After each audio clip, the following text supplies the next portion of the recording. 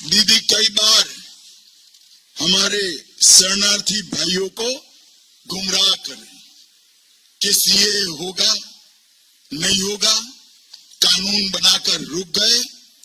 आज मैं आप सबके सामने कहकर जाता हूं, सीए इस देश का कानून है, इसको कोई रोक नहीं सकता, सबको नागरिकता मिलने वाली है।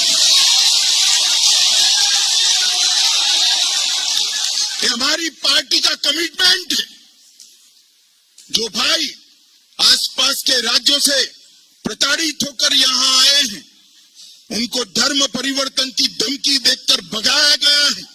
उनके सम्मान की, उनके मान की, उनकी संपत्ति की, उनके अच्छे जीवन की रक्षा करना हर हिंदुस्तानी का फर्ज है और ये होकर रहेगा। दीदी आप चिंता मत कीजिए।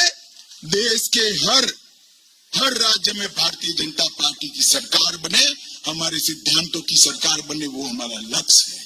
मगर बंगाल उसमें सबसे ज्यादा महत्वपूर्ण है, क्योंकि पश्चिम बंगाल में भारतीय जनता पार्टी की सरकार बनने का मतलब है घुसपैठ पूर्णतया रुक जाना और घुसपैठ को सील करना। पश्चिम बंगाल में भारतीय जनता पार्टी की सरकार बनने का मतलब है गाय की तस्करी रोक देना। पश्चिम बंगाल में भारतीय जनता पार्टी की सरकार बनने का मतलब है शरणार्थी जो आए हैं उनको सीए के माध्यम से नागरिकता दे दी। और दीदी जहां सब जगह विकास हो रहा है, वहीं आप बताइए, आपके प्रधानमंत्री आवास योजना को बंगला आवास योजना बनाया कि नहीं बनाया? और घर मिला क्या? मिला क्या? आपको घर नहीं मिला, कटमनी मिला। आपको नहीं, टीएमसी को। ये कटमनी कल्चर है। आप बताइए, प्रधानमंत्री गरीब कल्याण अन्न योजना में भ्रष्टाचार हुआ कि नहीं हुआ? आवास योजना में भ्रष्टाचार हुआ कि नहीं हुआ? मनरेगा में भ्रष्टाचार हुआ कि नहीं हुआ? अभी पिछली बार ये हमारे शुभेंदु अधिकारी जी बोल रहे थे कोरोना के कारण ये बच गए। अब बकरी की मां कब तक खैर मनाएगी? अगली बार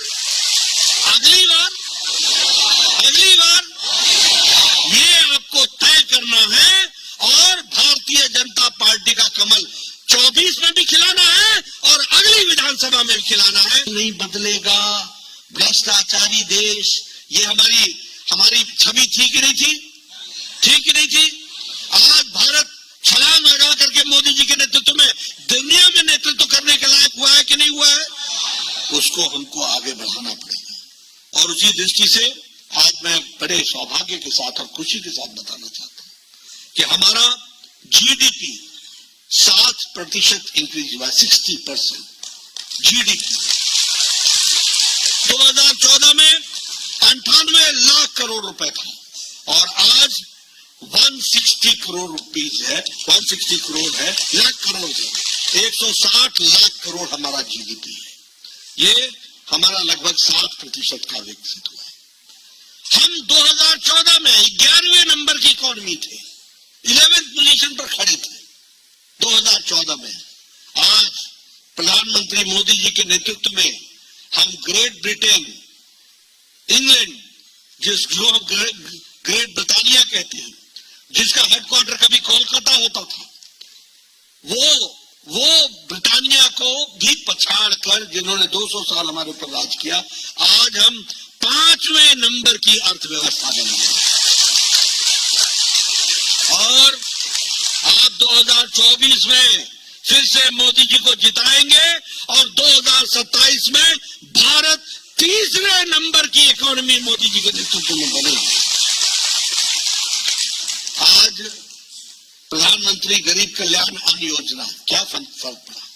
फर्क ये पड़ा कि आज 13.5 करोड़ लोग गरीबी की रेखा से ऊपर आ गए हैं। वो गरीबी की रेखा से ऊपर निकल चुके हैं। कितना? और ये हम नहीं कह रहे, आईएमएफ कह रहा है, इंटरनेशनल मॉनेटरी फंड कह रहा है कि 13.5 करोड़ लोग मोदी जी के नेतृत्व में गरीबी की रेखा से ऊपर आ गए। इसका मतलब वो अब एपीएल हो गए, अबव पॉवर्टी लाइन हो गए। आज उनके क्रय करने की शक्ति बढ़ गई। आज उनको इज्जत से जीने का अधिकार मिला। क्यों? क्योंकि आयुष्मान भारत ने उनको स्वास्थ्य की दृष्टि से मुक्त करा दिया। प्रधानमंत्री आवास योजना ने उनके कच्चे छत को हटा करके पक्का छत बनाकर 4 करोड़ लोगों को उससे निजात दिला दिया। क्यों? क्योंकि 12 करोड़ लोगों को स्वच्छता अभियान में इज्जत से जीने का इज्जत घर दिया, टॉयलेट्स दिए। क्यों? इसलिए कि 9.5 करोड़ लोगों को उज्ज्वला योजना के तहत गैस का कनेक्शन दिया। आज वो जब रोटी कपड़ा, प्रधानमंत्री गरीब कल्याण अन्न योजना में 5 किलो गेहूं, 5 किलो चावल, 1 किलो दाल दिया गया, तो रोटी कपड़ा मकान से वो निकल गए और इसलिए आज वो APL में आ गए। इसको भी हमको समझना। शायद आप सब में से वो दिन किसी को, बहुत कम लोगों ने देखा होगा, जब हम लोगों ने सुना था कि अमेरिका का रॉकेट और उसका यान नील आर्मस्ट्रॉन्ग पहली बार चंद्रमा में उतरा था। तो हम लोगों के लिए सपना था। हम सोच भी नहीं सकते थे कि भारत भी ऐसा कुछ कर सकता है। हम क्या सोचते, हमारे नेता भी उस समय नहीं सोच पाते थे। लेकिन आज ये भारत की बदलती तस्वीर प्रधानमंत्री मोदी जी के नेतृत्व में, आज चंद्रयान और कहीं नहीं, जो कोई नहीं उतार सका, वो साउथ पोल पर उतारने का काम प्रधानमंत्री मोदी जी ने सक्सेस किया।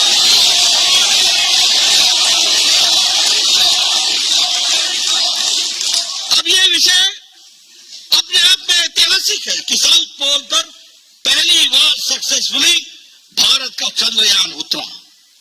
लेकिन हमारे सोशल मीडिया की जिम्मेवारी है कि बारंबार लोगों को याद दिलाए कि सबसे कम पैसे में, यानी 600 करोड़ रुपीस में इसको पहुंचाने का काम हमारे नेता आदरणीय प्रधानमंत्री मोदी जी ने सक्सेसफुली करके दिया है। अगर हम बात करें अपने G20 की, आज गांव का भी व्यक्ति जानता है कि G20 क्या है। आज गांव का भी व्यक्ति जानता है कि हमारे मोदी जी आगे आगे चले हुए थे और पीछे जो बाइडेन अमेरिका के राष्ट्रपति और अन्य नेता चले हुए थे राजघाट। आज भारत का एक एक व्यक्ति जानता है, लोगों ने महात्मा गांधी के राजघाट पर जाकर नमन बहुत बार किया होगा, लेकिन इतने सारे राष्ट्रीय अध्यक्षों ने एक साथ राजघाट पर राष्ट्रपिता को श्रद्धांजलि नहीं दी होगी जो मोदी जी के नेतृत्व में G20 में।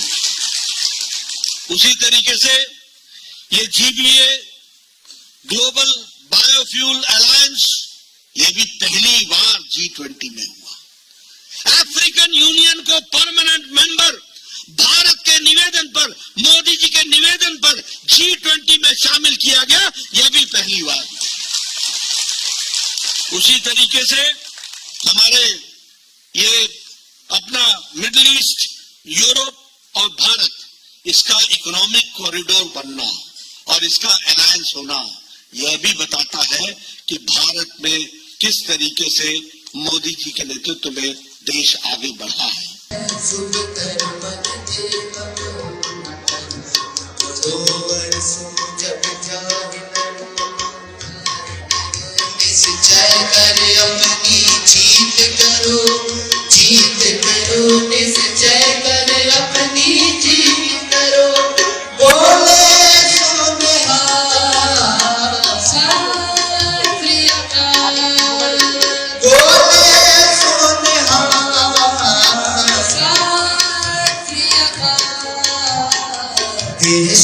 ये वाला लाइन थोड़ा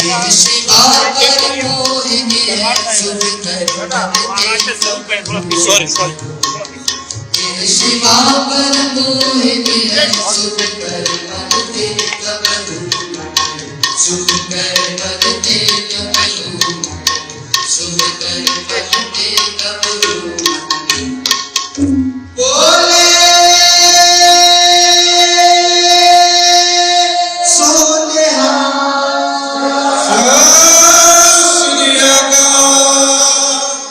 बोले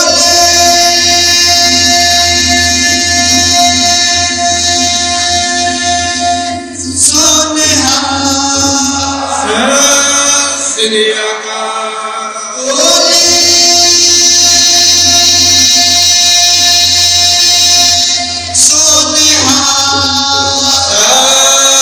श्री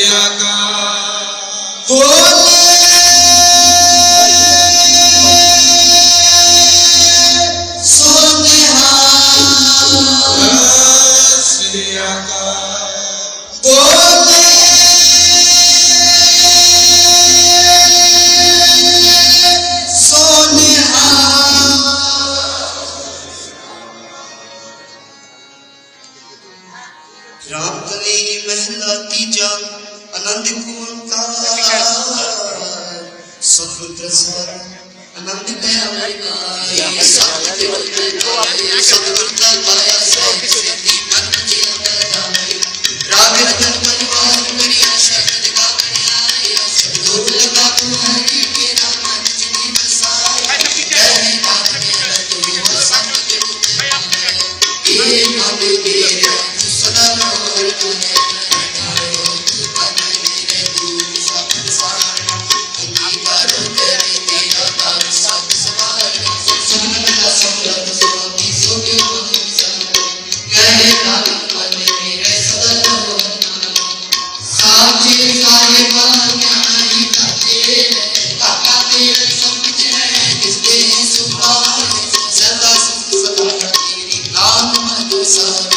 नाम जिनके